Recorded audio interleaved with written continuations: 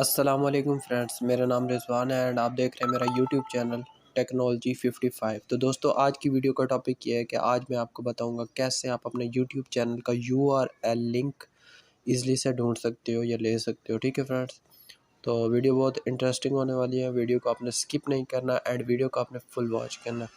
And friends, आपसे छोटी सी request है, अगर आप मेरे चैनल पर न्यू हैं तो प्लीज़ मेरी वीडियो को लाइक कर देना एंड चैनल को सब्सक्राइब कर देना लास्ट में। ठीक है फ्रेंड्स, तो चलिए वीडियो स्टार्ट कर दें। तो सबसे पहले आपने यहाँ पे अपने यूट्यूब का जो ऐप है उसको यहाँ पे आपने, ये आप देख सकते हैं, इसको आपने ओपन कर देना। ठीक है फ्रेंड्स, इसको मैंने ओपन कर लिया।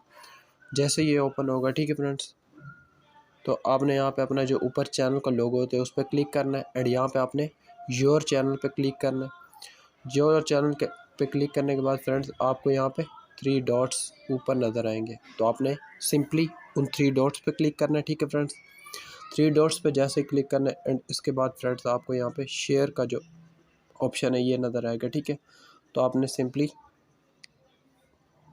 इस पर क्लिक करना है। शेयर पे क्लिक करने के बाद फ्रेंड्स यहाँ पे आप देख सकते हैं